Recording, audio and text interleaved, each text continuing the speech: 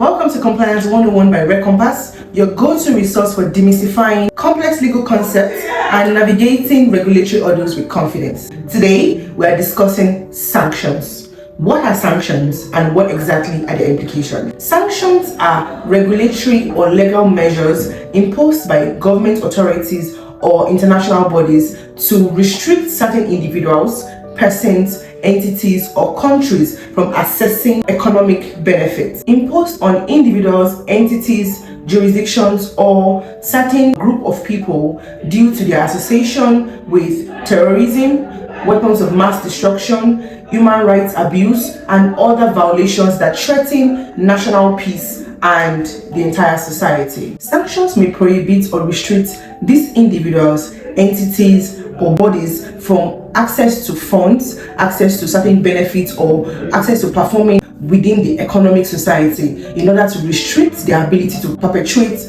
those illegal acts such as terrorism, building weapons of mass destruction, human rights abuse and any other prohibited acts that might threaten peace and the society. So, sanctions compliance is the process of identifying persons, entities, or jurisdictions that have been prohibited or that have been sanctioned and ensuring that they do not have access to financial services. So, as a financial institution, you are required to carry out sanctions compliance, which means, first of all, you carry out sanctions screening, where you identify prohibited persons and you restrict them from carrying out transactions through your platform in any manner. Sanctions screening and sanctions compliance important.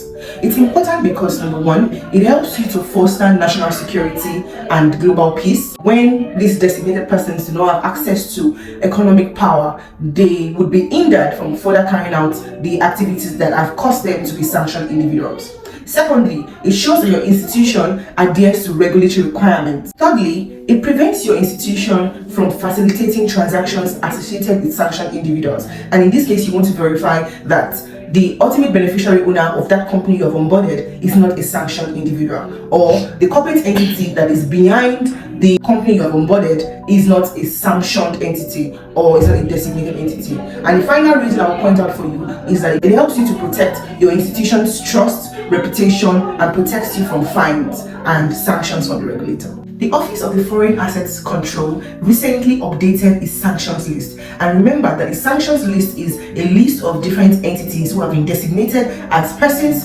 associated with terrorism, building weapons of mass destruction, human rights abuse, and other offenses that threaten global and national peace. Now, the Office of Foreign Asset Control recently updated its sanctions list, including additional individuals that have now been designated as sanctioned individuals, also including entities that have been designated as sanctioned entities. Now, why is that important to you? Last month, by virtue of the update by the Office of Foreign Assets Control, OFAC, to its sanctions list, the Central Bank of Nigeria also issued an updated sanctions list. And this sanctions list sits with the Nigerian Sanctions Committee called NICSAC. The Central Bank of Nigeria released a circular notifying all banks and other financial institutions to verify that these individuals who have been designated as persons who threaten national peace and security are not performing transactions within their system, and also ensure that they cannot perform future transactions through their system. Let me break it down for you. The Central Bank of Nigeria, curating from the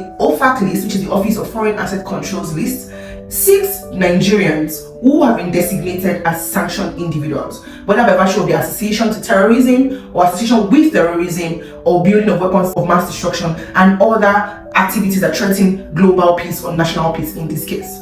By virtue of that designation, has notified all banks and financial institutions, this might be relevant to you, to screen that their system does not currently have any transactions that can be traced to these 6 identified persons. The Central Bank of Nigeria identified these 6 individuals and 4 entities, particularly for Bureau de Change, and designated them as sanctioned individuals. So you might want to check the Central Bank of Nigeria's website to see that these 6 individuals and these 4 entities are not persons transacting within your system or within your institution. Now, what is the baseline of all of this? A good sanctions screening compliance program is able to screen individuals and entities or sanctioned persons in real time. So whether by virtue of a plug and play system where your payment platform is connected to constantly screen the Nigerian sanctions list or the OFAC's sanctions list routinely and other relevant sanctions lists, or by virtue of a routine or continuous review of all of this list to ensure that designated persons or entities are not able to transact